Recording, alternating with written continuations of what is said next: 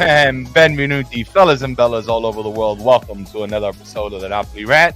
I am Rothbiz, joined by my co-host, the vicar of Vesuvius, on time, Rafa Rispo. We are on time, Rafa Bizzarro, and it feels so good. It does so feel good. It's like the boss is going to give us a thumbs up today for being on time. No more late suppers. Yes.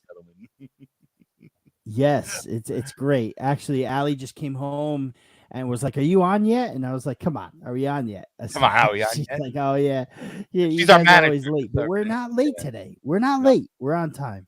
We are on time. Thanks to everybody waiting in the chat, as well as our audio listeners. Let's get this rant on the road.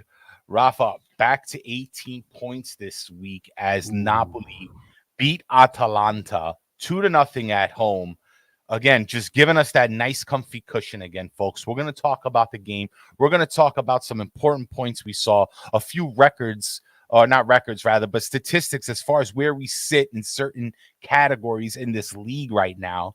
All right. And on top of that, we're going to give the beast of the match, and we're going to talk a little bit what to expect in the next coming games. We do have Champions League this Wednesday, game 2 at the Maradona against Frankfurt. It's going to be sweet. Rafa, we got a big announcement with that. I'm going to let you do the honors. Honors. Yes. Don't forget, please, the Tri-State Napoli Club. As you can see, we're wearing the T-shirts today representing. Beautiful, beautiful T-shirts, by the way.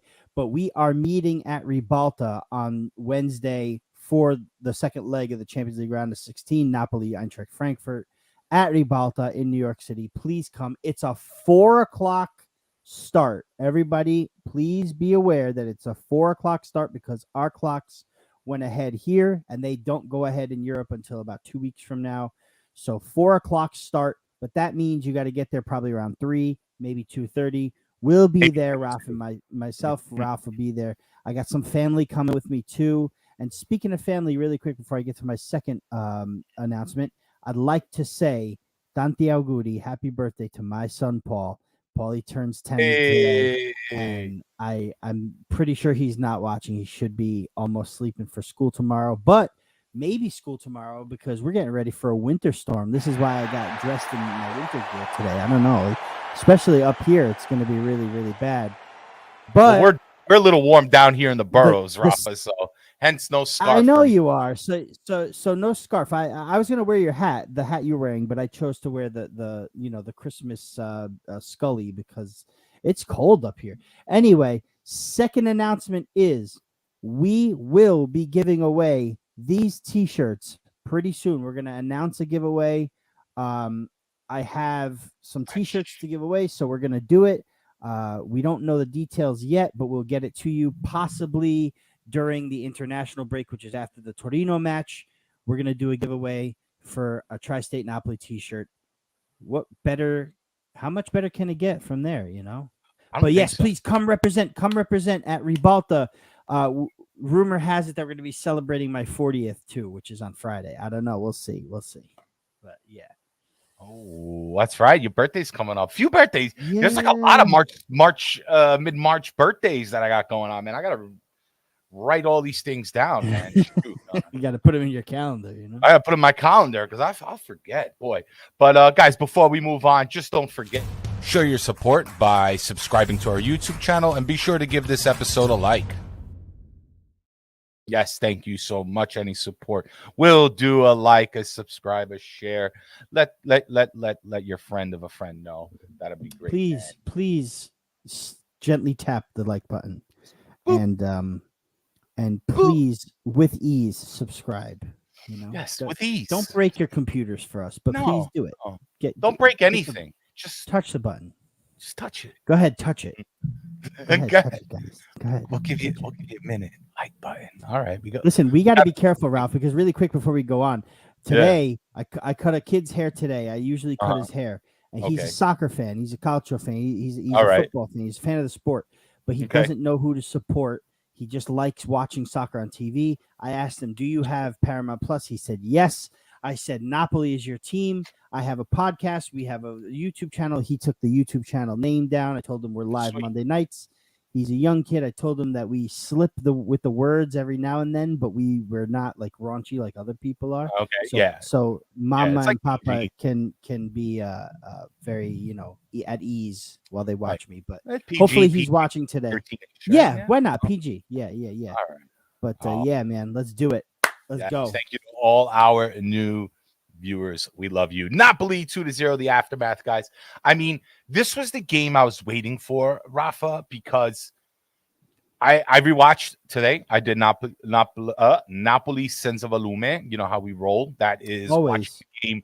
No volume, no friends, no nothing, just me and the TV. It really is the best way to get really to really focus in on what's going on with the match. You know, you watch it with the volume all the way up live so that you can take it in. But when you have to analyze it, Senza Volume is the best way to go, man. Best way to go. I recommend everybody, if you're trying to take notes or you want to do some takes, or if you're doing something like this and you want to write, rewatch the game in silence. And let me tell you, it just opens up a whole new world of what you can see out there. And again, what I saw was finally like the Napoli I was kind of waiting for a little while, where everybody was on point. Everybody did their thing this game. Atalanta to me was all right. They had a couple chances, in the first half. We saw a little bit on the 20th minute. We saw a little bit towards the end of the half as well. But it was mostly counterattacking. They had a little bit of ball control during the game, but not a whole lot that Napoli felt threatened. And I just think overall Napoli played a complete game. Everybody on that field was on their shit. Now it was. Starting from Gollini, we saw a little bit of drama in the beginning of the match when Meret. Now on Napoli.it, they said it was an elbow issue. Later on in the game, the commentator said that it may have been his wrist. I haven't got much more information. If there's anybody in the chat that heard something else, please let me know. So we can. I believe it's a wrist thing, and that it's not very. So from what I read early this morning, it's a wrist issue that came like as they were training for the match, because even Bellini announced Meret, right? So everybody had Meret ready to go, and Gollini with no time notice came in and took care of business, but it is his wrist. And yes, as Jerry put on the comments here, Jerry, is that Cola or Kala? Kala. C-A-L-L-O. All right, so name that movie. Come on, name that movie. I'm not Jerry Callow. I'm Jerry Callow. C-A-L-L-O. Oh, that's brilliant. I'm calling Jerry Calla. You're now Jerry Callow. Jerry Callow's dead. We would call you Vincent LaGuardia Gambini, right? And maybe look, he got it. You got it. Yes. Vinny. My favorite movie of all time. Oh my God! If you haven't watched My Cousin number Vinny, one favorite, you go. are missing out if you have tomorrow. not seen it. Yeah, you are missing out. Go watch it now. Go watch it after the show. You know who's never seen that, bro? Who? My cousin Luca. I was gonna say your cousin Vinny too. I was like, no, wow. Soflo Luca has never seen My Cousin Vinny. He needs to watch it. I don't know. You don't know what you're missing, kid. But anyway, yes, questionable for Wednesday, but they said he's feeling better. He doesn't want to go on unless he's perfect. So Gollini is ready for the call up. He's ready to go. So either way, it's two keepers that are ready to go. So unfair, Daniel. Guys, Meret isn't injury prone. He just gets injured all the time. I mean, he's been pretty healthy. Why am I all you see, look, I'm all You're a little blurry. Right. That's after a few drinks. This is what I look like towards people, right? Like, what is this? Rafa vision? I mean, I know I need new glasses. I think you need a thicker set. I think you need How many fingers am I holding up? Mrs. Riley. And only Mrs. Riley. Oh man. Great stuff, man. Yeah, hold on. Let me try to. I have a trick. I kind of put my hand up and I just do it. Do the little tricks of the trade. It's all right. I'll just little tricks of the trade. Let me. But guys, he's been pretty healthy all year. He really has. So aside from that little back issue he had, and then of course he had to play second fiddle of Spina. I mean, he only got injured a couple times, but Yeah, it wasn't I think terrible. I wouldn't call him injury prone. Rafa, you wanted to let's talk about Gollini a little bit there. Were you worried at all when he first came in? I'm gonna let Not you even a answer that little. while I fix my camera. So Go ahead, do it. Not even a tell me how little you bit. felt. Tell me how you felt about that when you saw Gollini get the call. What I felt about Gollini, I was well. First of all, I was confused because I had no idea what was going on. It was again, it was during a work day, so knowing that Medet was on the starting line, and then he's back. Knowing that Medet was on the starting line, but then seeing Gollini, because I don't remember who. Well, I think Gil might have said to me, he goes, is that that's not Medet in that? I said, yeah, it's Medet. They that's what they announced, and then I saw it and I was like, oh, wow, that's not Medet. What's going on? Didn't know, didn't want to look, didn't want to see. Sometimes the broadcast is, delayed and I don't want to look at my phone while it happens because I don't want to get spoiled about anything. So I read later on. But I was really impressed with Gollini and his performance. I wasn't feeling nervous at all because you know what? Gollini is a fine goalkeeper. We brought him in because of that. We replaced him with Sidigu, who unfortunately, just wanted more playing time and wasn't going to get it here.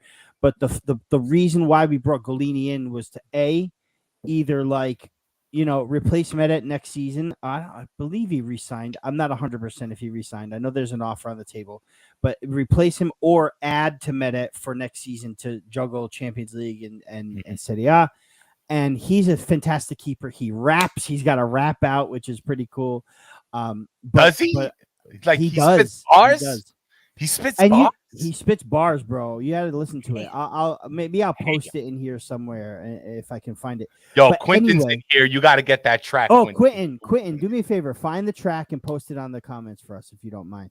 But I'm pretty sure Quentin's heard it before. But anyway, it's funny how it works out, right? Because Gollini gets a start after an unfortunate incident with Medet, and he's playing against his former team, right?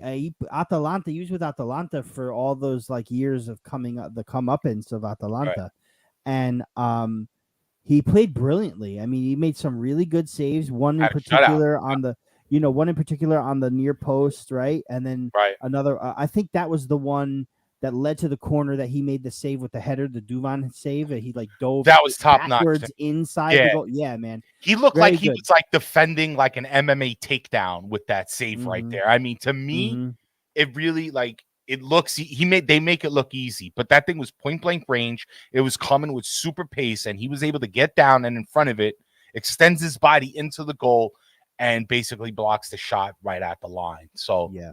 Phenomenal save. A couple more good saves too. In a tight game.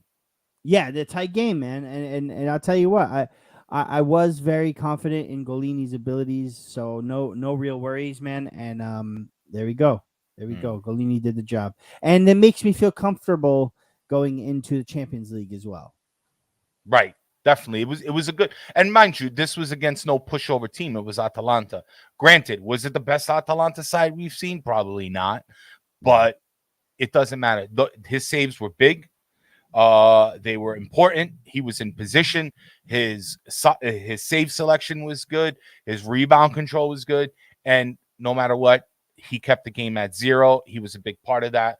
But also, Rafa, the defense, I think goes without saying, probably just it was also top notch in my opinion. I mean, I was watching Kim, but at the rewatch, I started seeing Rachmani again. And what these two did with just frustrating Zapata and thwarting so many counterattacks. So let's keep it real. I mean, Matteo Bonetti said it himself that, you got Atalanta playing this kind of low block. Nobody's going toe to toe with Napoli at this point in the season or this season at all. Nobody's going toe for toe. And if they want to, if they decide to open up and we'll just destroy them with a long ball or with a great run by one of our super fast wingers or attackers, our defense is just going to stop whatever it is you're bringing down. I mean, the amount of clearances we saw from Rachmani and Kim, the aggression, the ability to stop the counterattack. I mean, Oliveira doing his thing, Di Lorenzo doing his thing, just the slide tackling, the backtracking, just the stopping of the counterattack, because that's all Atalanta had was the reason that when Gollini's great saves was, it was going to be a hard day for Atalanta to get some goals. They just didn't have it. And I'll tell you what, I mentioned this in the last show too, Ralph. Against Lazio, we're going to get up against the Lazio team that was on sort of an upswing. Yes, they dropped some points against some smaller teams, but they really do well against the bigger teams. And they're on an upward trend, right? Lazio, they're fighting for a Champions League spot. They're probably going to get one. They could end up in second place. And that was a tough match. I always said Inter and Lazio are going to be two tough matches for Napoli in the season, and it happened to where we got the loss against Inter and the loss against Lazio, both 1-0. I was not worried about this Atalanta match because this is not an Atalanta on an upward trend. I know every team has that breakout moment where they bust out of their funk, but I knew this wasn't going to be it because this Atalanta side, something's up with them. I mean, Gasperini is losing his mind, I think. Where he sat Lookman, he made some weird moves at halftime. It was just very strange approach to the game. And I know that, like, I watching Atalanta, because I watch the whole league, man. Let's face it. We watch the whole league. The TV's on at the shop all the time. We're watching it. This Atalanta side is something's up with them. And, the fact that we were able to withstand whatever they gave us in the first half and then pounce in the second half, forcing them to open up wide where we pounced again on the set pieces. It's another thing. Atalanta gave up a lot of set piece goals too. And we kind of exploited them once we got that Kvaras goal, which was out of this effing world, man. Unbelievable goal he scored. I mean, I'm still thinking it gave me goosebumps when I first saw the goal. But before we get to the front line, Rafa, just moving up into the midfield, and because the midfield was a part of that goal, or a midfielder, I should say, I think judging by... You might have watched the show last week. What do you think? Right. You might have watched the show last week. I think he did, because he was important. I think he listen, that goal started by him dispossessing an attacker in the midfield and going the other way quickly, and having, able to kind of create our own counterattack against Atalanta. And with so much again, it's this nightmare for defense. What do? 3 guys surrounding Osimhen. They know they got to cover him. They don't want Osimhen blowing past by their back line. They're all focused on him. Kvaras just sneaking up to the left. Osimhen able to recognize that, just sends him a nice little ball. And then all the defense having to shift to the other side. 4 guys shift to that side. Another 3 running towards him. And he's able to keep the composure. 1 little move, 2 little moves, gets to his right foot and buries that shot. It was epic, man. It was epic. Dude, I was able to hit the screensaver, like the screenshot on my phone as I was watching the highlight of it. And it was 3 or 4 in between Kvaras and the goal. And there was another 3 or 4 hanging around Kvaras, where you see no other Napoli player. Like, Osimhen lets that off to Kvaras, and Kvaras was all by himself, man. And it's one of those things where, like, it could have been an 8-on-1, and I'd be like, where the hell is everybody? But he just... It's magic. It's magic. It's a Maradona style goal, and people were calling me crazy when I called him Kvaradona in the beginning of the season. People were crazy that that's his now. It's actually his moniker, right? Kvaradona, and people were like, "Oh, calm down. Let's not compare him to Maradona yet." But guys, we are on the verge of a Scudetto in year 1 with Kvaratskhelia. And he's doing what he's doing. 11 goals and 9 assists in Serie A. I think it's like 13 and 15 in all of in all competitions. It's unbelievable. It's unbelievable. And he is absolutely living up to that Kvaradona name. There was that little bit of a time where he was like, maybe feeling a little bit of the pressures of that. That's gone, man. That's gone. Yeah. It's over. And Kvara Mania is running wild in Naples, bro. Yeah, it really is. I mean, it really is. And especially after that, it's just cementing his this new legacy more and more and more. I want to read a quick comment from Quinton here. Beast of the match, Scalvini's hair for not coming off when Kvara kicked that goal in off his head. As for Respawn, I think it was the number 2 guard. A 2 guard, yeah. 2 guard right down the middle of his head, and then he left it. Bro, someone's got to edit Scalvini's head to have that 2 like just missing from where he tried to get Kvara's ball. What a shot. What a shot, man. Gianluca says it was almost like Osimhen vanished after making that pass. It's true, man. It's true. And can you believe the celebration Osimhen, even on both goals, the celebration that Osimhen, he took his mask off as if he scored. Like, that's what I want to see. Did you see him run the other way? Well, so I don't know. You see the camera, all right? It's honing in on Kvara and all the guys embracing him, and then you see Osimhen running in the back across this. I think he might have went to the sideline or maybe up to the crowd up. Yeah, maybe it was something like that. Yeah, but he just saw he was hyping up that goal like crazy. But I just found it funny that I see Osimhen running in the background after this goal somewhere to go celebrate. It was just too funny, but. Salvador de Brita says to us, iconic goal. That will be his magnus opus unless he somehow tops it, which he very well could do, given his skills and technical abilities, man. I don't know, a 1-on-7 practically. How do you top that? This guy looked like a deer being surrounded by lions. You know what I'm saying? Right? But it really turned out to be deer surrounding a lion and it was just, you need that. I think you need that when these teams are playing these low blocks and they're crowding up spaces. You need a little bit of magic to get a goal. I feel like you need something special. But again, the fact that this starts with Anguissa to me was a big deal, Rafa, because I've been complaining about him over the past couple shows. You know it. Again, he gets our beast in Q1. We don't see the same form. What's going on? It can't just be all up to Lobotka, creating these plays.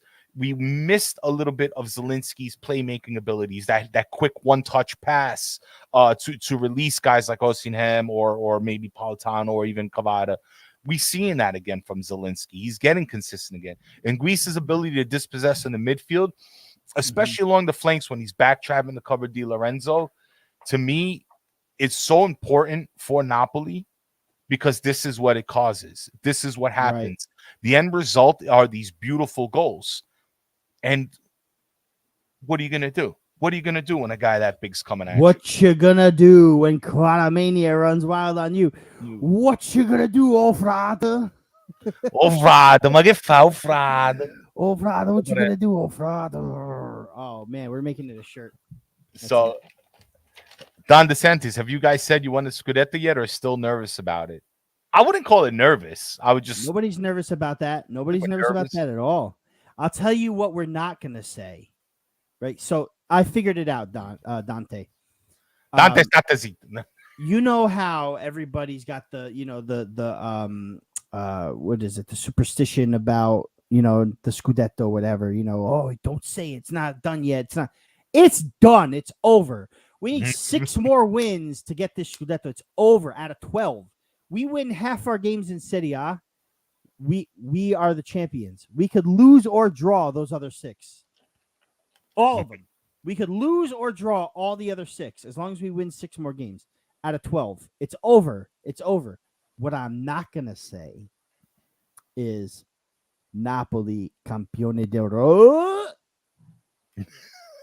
Campioni d'Europa.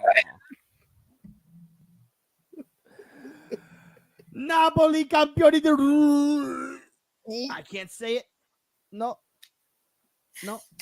Non posso dire. Non posso dire. I wouldn't know what to do to myself. I don't even think I can handle that I much don't know, power. Ralph. It's like that Kanye West but song. I can't. I couldn't even handle it. I think we would explode.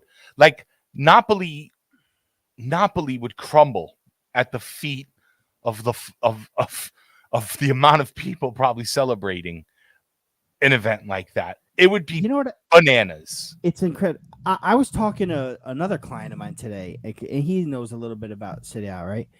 And he goes, "What's going to happen in Naples when they win this Scudetto?" I said, "I fear for the stadium. Like I know they had a facelift. I know, I'm sure there was some sort of a, reinforcements done on the stands and stuff like that. Remember that one section that was closed because the stands wouldn't be able to be fit to hold anyone, and now it's open because they must have done some repairs there, right?" I'm really worried about what's going to happen at that stadium when that happens. Not necessarily for the last game of the season, the ceremony, blah blah blah, but for when if it happens on the pitch at the Maradona, what is that? It's gonna. I don't. It's like it's being demolished. I'm telling you, it's going to explode. It's going to explode. I might fear for some of the people on the bottom ring that day. I swear, people are worried about Vesuvius exploding. The Maradona is going to explode when that happens, bro. LK LDL 707 says Alzheimer's is one of the kind with enormous emotions and huge heart. He went to the ultras to celebrate and make them louder, and every week Cavani seems to do crazier things. It seems endless. It really is. It really is. I mean, it's almost as if we're just sitting back waiting now, and again, after this performance, the reason why this was so important to me, Rafa, the reason why I'm giving so much love to everybody was that if Napoli, and this goes to Dante's question, if Napoli can repeat these performances for the most part for the rest of the season, it's a wrap. We're not even going to lose. We're not going to lose. I'm telling you, if that midfield plays the way it played last game against Atalanta the rest of the season, we're not losing. No, we're not gonna concede goals because look at the stat. I'll throw out a few stats here. I'll throw out a few numbers. Napoli right now, not only are we winning, but we're winning the cleanest. We have the least amount of fouls per match in Serie A. We have the least amount of yellow cards. And we have the least amount of red cards. We've been the cleanest team. I think we have 32 cards in general, or 32 cards altogether in Serie A. We have the least amount of goals given up per match. So not only are we doing cleanly, we're not conceding as much. We have 13 clean sheets. We just passed match day 26. Basically, 50% of our games we did not give up a goal. All right. The least amount of goals, our expected goals conceded, is also number 20 in the league. I mean, if we're on this average of 2 goals per match, which is pretty much where we're at 2.3, 2.6 goals per match on average. If we keep doing that and we keep the goals given up at 0.6, it's a win-win. Doesn't matter what you give up, you're going to still make up for it by the goals. I mean, I don't know what else to say. I don't know what I think from there we announce the beast of the match, right? What do you want think? to do it? We can do beast of the match. Let's go for it. I think so, man. Beast of the match, guys, changed hands a little bit, and really when it changed the most was after the rewatch that I did this afternoon. I hit up Rafa. I'm like, no, this is it. This is it, Rafa, because it has to be. So who is your beast of the match, guys? Let us know in the comments, in the live chat, as well as the comments, guys, on audio replay. We want to hear what you think. And if it was somebody different, but here we go, guys. Beast of the match, Napoli Atalanta. Let's do it.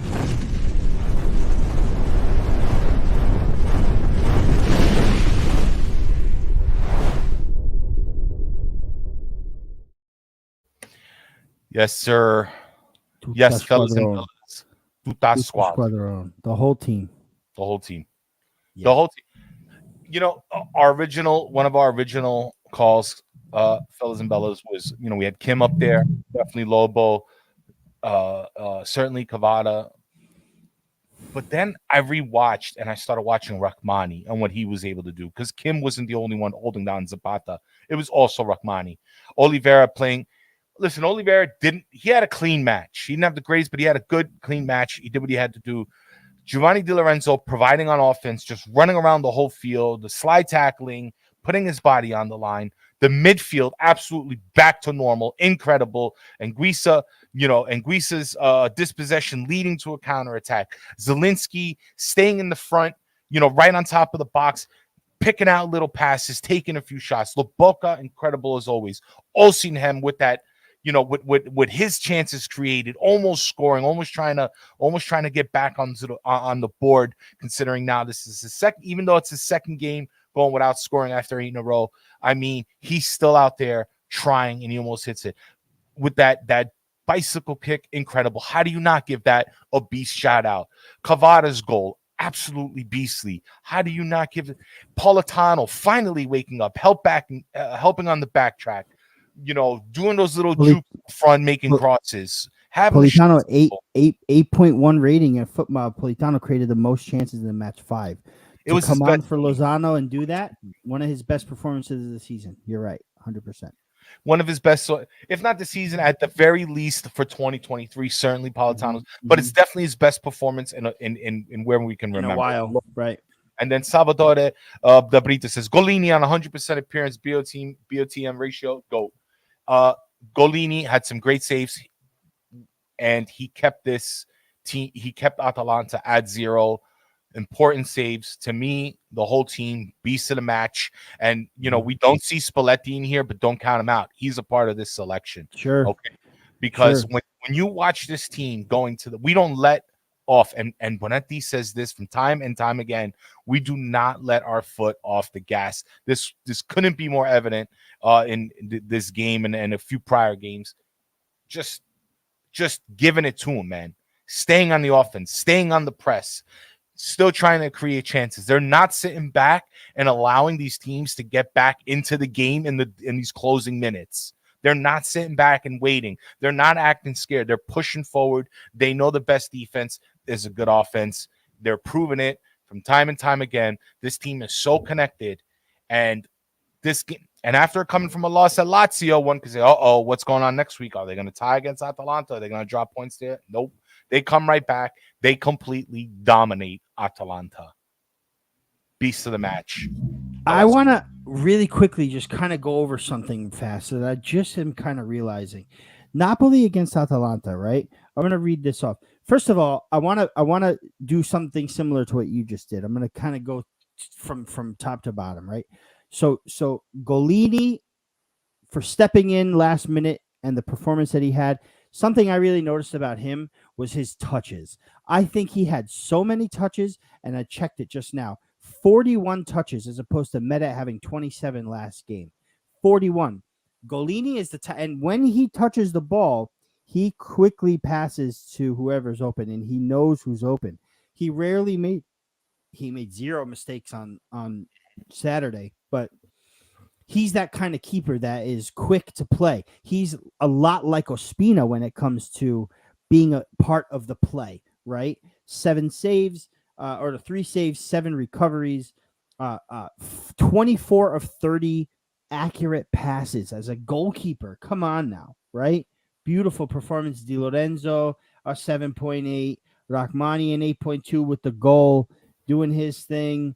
91% accurate passes. A bunch of tackles won and a bunch of long balls and stuff like that. Recoveries. Kim Min-jae, forget about it. The most accurate passer. 98% accurate passing. He's 42. He missed 1 pass all game. 1. 42 of 43. That's unbelievable. The amount of duels that he wins and stuff like that is just crazy. Recoveries. Oliveira actually had a 7.9 rating, and he had the most tackles in the match, which is crazy. 93% accurate passing as well. This whole team is just really the midfield speaks for itself. Lobotka completing the most passes in the match, 87, 7.6. Anguissa, 7.6. Zielinski, 7.1. Oh man, Politano, the rating is, like I said, 8.1, created the most chances in the match, 5. Politano. So, it's, and then, what else is there to say? Osimhen and Kvaras did their thing, right? Osimhen with the assist, super unselfish. Kvaras with the goal, unbelievable. Spalletti with the right moves at the right time.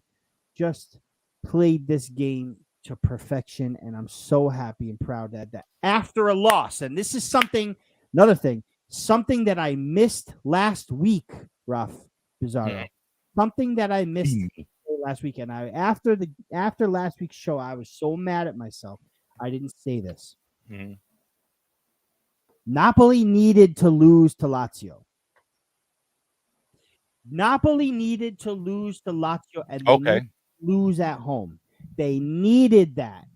They go 14 unbeaten to start the season on an 11-game win streak. First match back, lost to Inter on the road. Dang. Picked themselves right back up. 8 straight wins.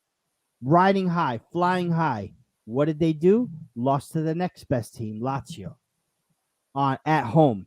And it felt like at the time when Napoli lost to Inter, it was like, okay, we had to get that out of our system. It's out of our system. We lost. Let's go get the rest of the season.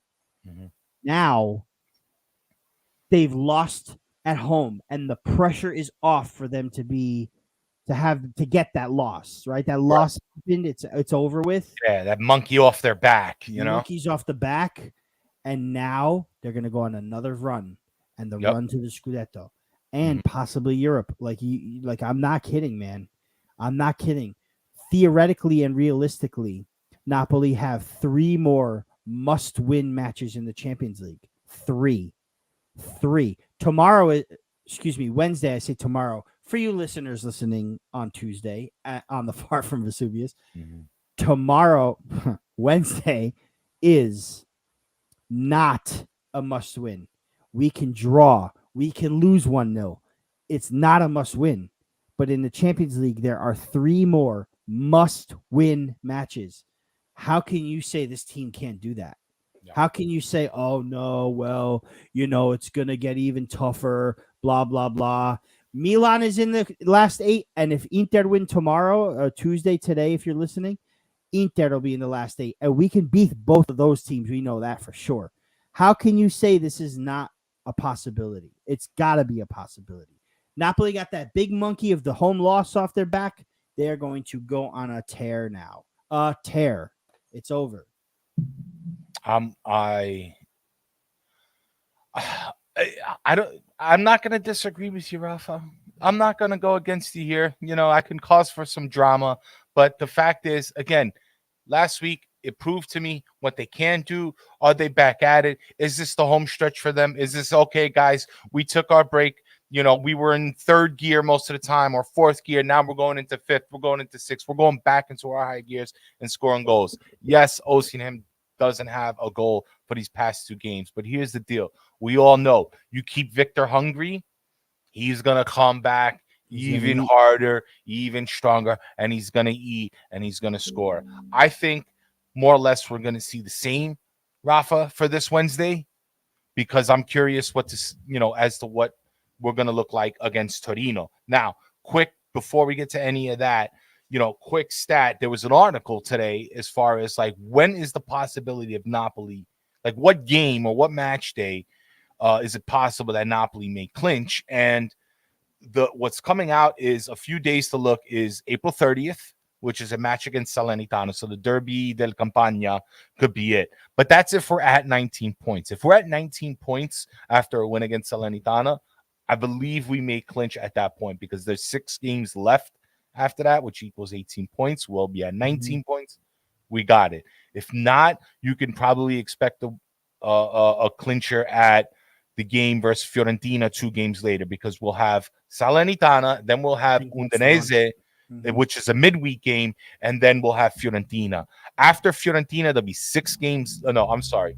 4 games left. Yes. Right, so 12 points to capture. If we're up and we stay at 15, and the guess is that we will be hovering between the 15 and 18 point mark, and I totally agree with it. Again, especially after this last performance, if we hover around that mark, by May 7th, the game against Fiorentina, we may be clinching. So look for those days, guys. April 30th and May 7th. Yep. So Gaetano and I have been talking about this for a while because we're trying to figure out what day we have to set up for a celebration, right? And the Fiorentina game sticks out really, really big because,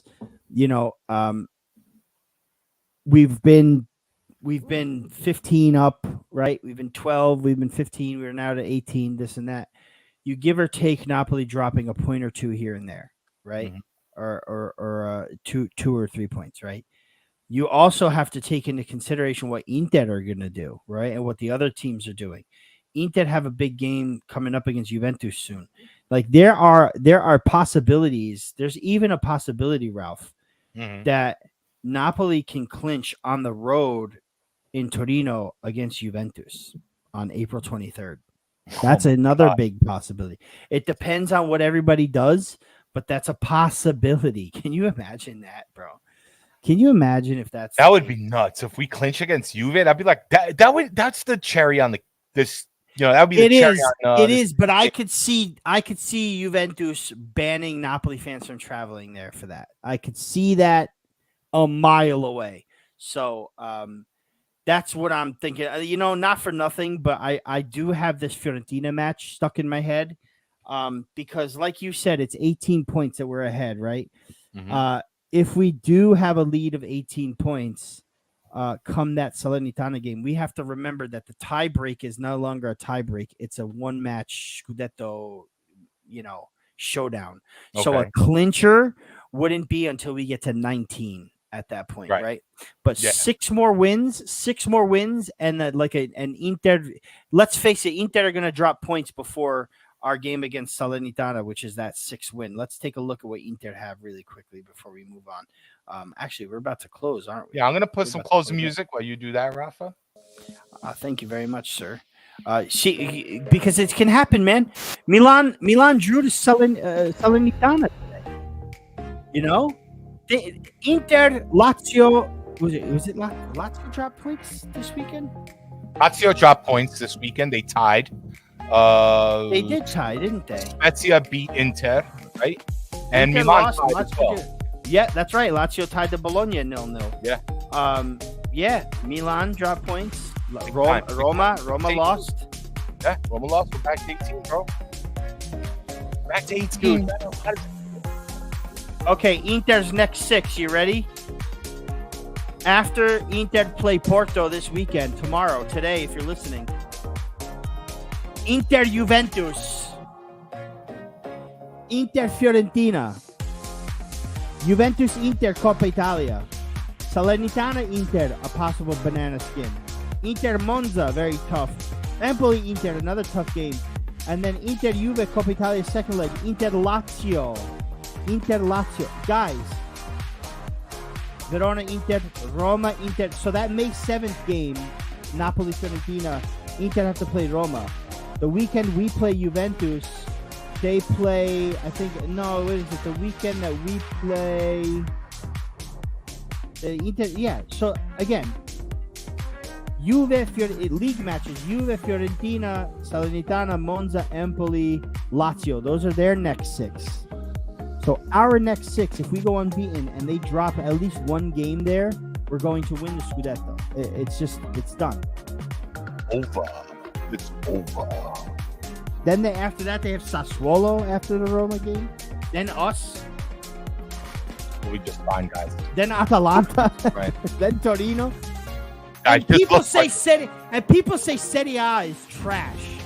I don't understand how people can say Serie A is trash. I'm looking at this entire schedule that Inter have to play, and I could probably see 1, 2, maybe 3 guaranteed wins out of their next 12. 3.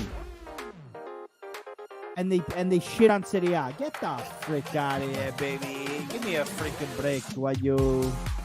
This might actually happen. I think it's happening. Guys, the closing music makes me want to do sexy time, guys. But yeah, great show today, guys. We will wrap it up here. Looking forward to Wednesday, guys. Be there, be square, Repulsa. Stadium in Please downtown come. Manhattan. Please come. We need everybody there. Let's go. Awesome. It's going to be a great time. We'll be looking forward to the Tri-State Napoli Club. We'll be rocking our new drip. But again, great show, Rafa. Until then, Great show, Ralph Pizarro. what's an Napoli sempre, guys? Sempre ciao. Forza Napoli sempre.